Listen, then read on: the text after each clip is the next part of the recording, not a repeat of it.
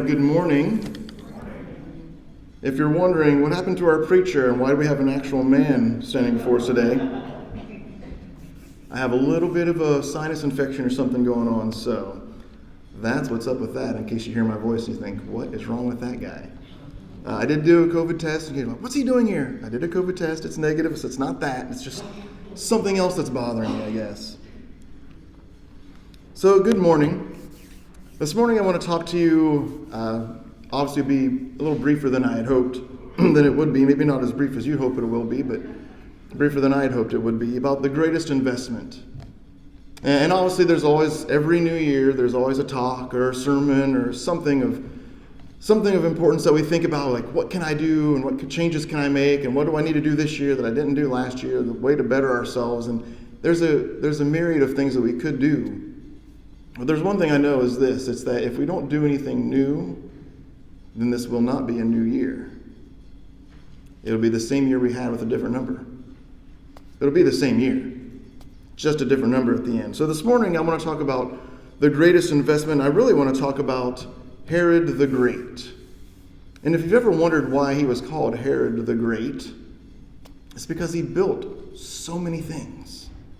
He was a great builder. He was a lot of things, but he was also a visionary when it came to architecture and needs and infrastructure. This guy built and built and built. And it says here he built the second temple. And if you think, no, I think Zerubbabel built the second temple, you are correct. Zerubbabel did build the second temple. However, Herod added a whole lot to that building.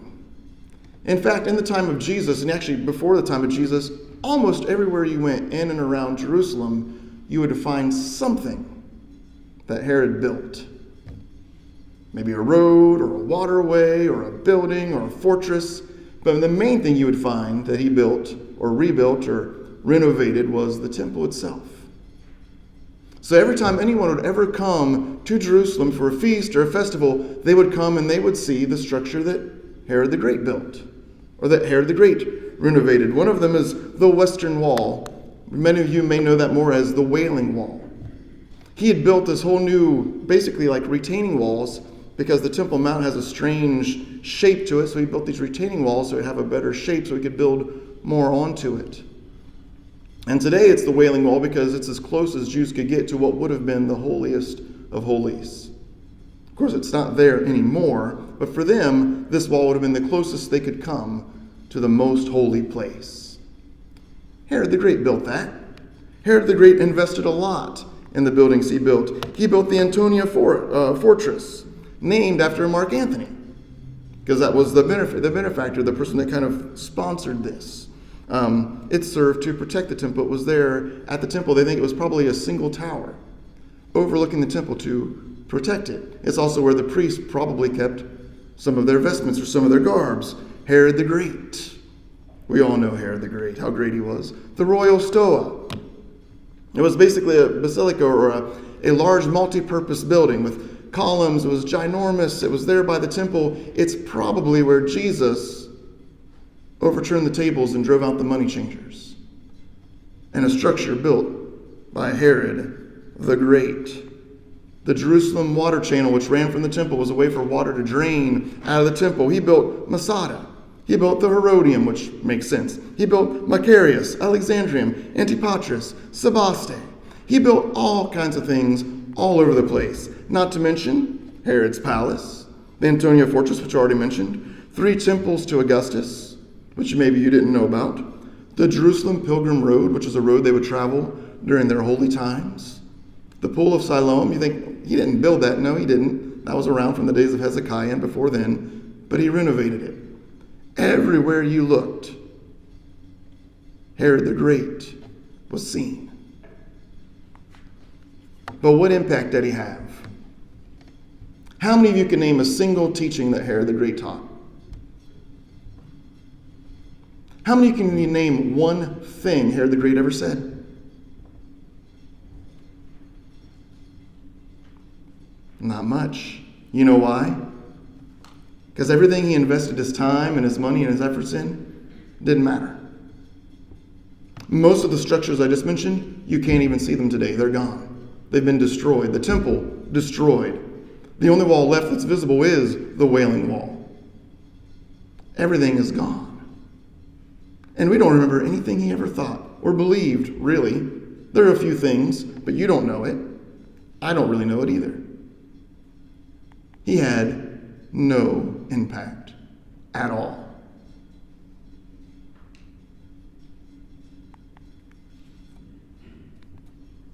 Why didn't he? How can a man who built so many structures, renovated the temple, renovated the pool of Siloam, built pathways and walkways and tributaries, and he built structures and fortresses, how can he have no impact whatsoever? Because he invested in projects instead of in people. He invested in projects instead of people. John chapter 18, and this will be our last lesson from the Gospel of John. And if you're just joining us or you've been visiting, we've been going through the Gospels for the past year. We started in Mark, then Luke, then Matthew, then John. And this will be our last lesson from the Gospel of John. Simon Peter and another disciple were following Jesus. This is, of course, after Jesus has been betrayed. It says Simon Peter and another disciple, probably John, were following Jesus. He's been arrested. Because this disciple was known to the high priest, he went in with Jesus to the high priest's courtyard. But Peter had to wait outside at the door. The other disciple, who was known to the high priest, came back, spoke to the servant girl on duty there, and brought Peter in. "You aren't one of this man's disciples too, are you?" she asked Peter. He replied, "I'm not." It was cold, and the servants and officials stood around a fire they had made to keep warm. Peter also was standing with them, warming himself. So they asked him, "You aren't one of this disciples too, are you?" He denied it, saying, "I'm not." One of the high priest's servants, a relative of the man whose ear Peter had cut off, challenged him. You kind of make a memorable impression when you've just cut a man's ear off. And you got a family member there. I recognize you. I know who you are. "Didn't I see you with him in the garden?" Again, Peter denied it. And at that moment, a rooster began to crow. And for those of you familiar with the story, you'll remember that Jesus had already told Peter. When Peter had said, "I'll die with you. I'll never deny you." And Jesus said, "Before the rooster crows, you will deny me 3 times. So here's Peter denying and denying and denying. Jesus is then crucified. He is buried. And he is risen from the dead. And we have the story of, we call him Thomas the doubter. I call him Thomas, the one with some sane questions. Where all the disciples are talking about how they saw Jesus, and he says, I kind of want to see it for myself, actually. I want to touch his hands. I want to see his side. I want to see and I want to know. Jesus is risen from the dead, and he has another conversation with Peter. John chapter 21. They're all sitting around together eating fish. Jesus said to Simon Peter, "Simon, son of John, do you love me more than these?" Now, we don't know what these are. Does it mean more than the fish they're eating? We don't know. Does it mean more than the other disciples who were there? We don't know. We don't know who these are. And I feel like we're not supposed to know. Because if we knew exactly what Jesus was talking about, we would say, "Oh, Peter had a problem with this." But we'd never ask ourselves, what do I love more than Jesus? What am I investing in more than in Jesus? And so he says, Simon Peter, son of John, do you love me more than these? "Yes, Lord," he said. "You know that I love you." Jesus said, "Feed my lambs." Again, Jesus said, "Simon, son of John, do you love me?" He answered, "Yes, Lord, you know that I love you." Jesus said, "Take care of my sheep." The third time, the same amount of times Peter had denied Jesus, the third time he said to him, Simon, son of John, do you love me? And Peter was hurt because Jesus asked him the third time, do you love me? He said, Lord, you know all things. You know that I love you. Jesus said, feed my sheep.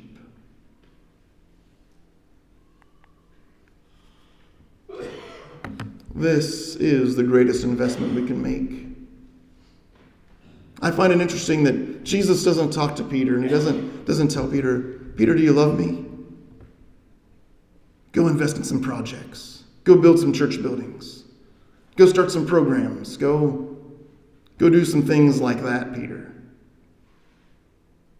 Go do some things that people can invest their money in, and they can have their name put on a building, or they can do this, or they can do that. Go do that, Peter. He says that's not what Jesus is looking for.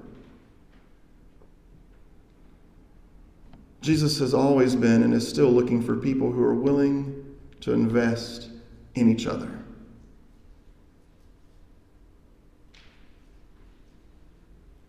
It is the greatest investment that you can make. It's the greatest New Year's resolution that you can make, is to decide to invest in one another, to invest in people and not places, to invest in people and not projects. You know, there's the old story that gets told by preachers and other people alike about at the end of your life, no one's ever died saying, I wish I'd built another building, or I wish I had spent more time working, or I wish I'd spent more time. Everyone always says, I wish I had more time to be with my family, or to be with people that I love. That's why you don't know anything about Herod the Great. Because he spent exactly 0 time investing in people. He did the opposite, actually. He didn't just invest in projects, he actually de-invested in people, if you know what I mean. By killing them. There. I've ruined my joke. The greatest investment we can make, the greatest change you can make this year isn't to drop 20 pounds. I'm not telling you shouldn't drop 20 pounds if you want to. I'm just saying it's not the greatest investment you could make. I will say this, if that investment outweighs your love for your family or your love for your people here, then just hang on to those 20 pounds.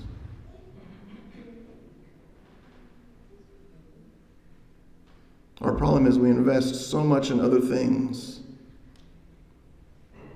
that we forget about the greatest treasure that we have, which is one another. It's interesting that Herod could spend so much of his life investing in a temple and hating people.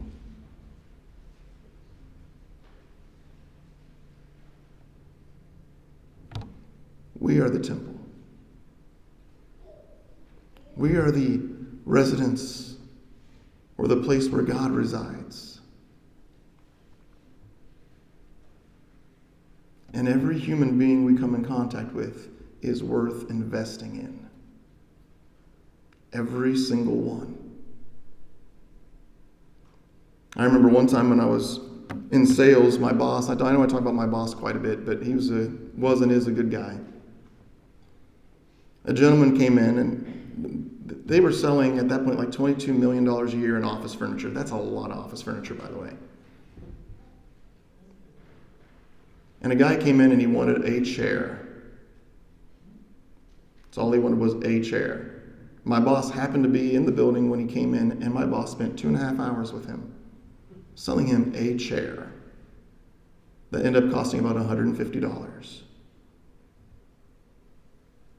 And those were Bill's words to me. Bill's words to me were every person's worth investing in. Every single person. Because for him, it wasn't about the chair, it was about the guy that needed a chair. And that's how the church is supposed to be. It's not about the need or the project, it's about the person that's there that needs or has a project. It's always about people. Because you know what's going to happen? I got some cheery news for you. One day we're all going to be dead. Happy New Year. One day we'll all be dead, and it won't take long and no one will even know who we were. But when you invest in people, even if your name is forgotten, your way of life is not. Because that's what happens when you invest in people. They'll forget all about Rob Coyle. And they'll forget all about Perry Castleberry. They'll forget about all of us. People walk by tombs and say, I wonder who they were. And have all those descriptions. Oh, he was apparently a husband and father. And that's all the more they'll know.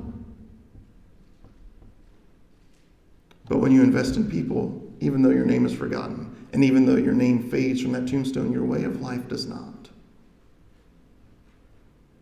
Because loving one another, investing in one another, feeding the sheep of God is a way of making an impact on the world. It's the greatest investment we can make. So among all of your resolutions and all the things that you hope to do, that should be your top priority. A friend of mine posted on Facebook this morning. She said, what are some ways that we can make God the number one thing that we search for this year? The number one goal of our life? And the answer is actually quite simple. It's to love people. If you love people, then God is number one in your life. And if you're not loving people, God is not number one in your life. Because in that person is the very image of God. Those are Jesus' sheep. And they need to be fed. They need to be loved. So don't worry about if your name gets forgotten. It will be forgotten. But the love that you show will pass from generation to generation. And it'll never die. That is the best resolution we can make. That is the greatest investment we can make. Amen? Amen.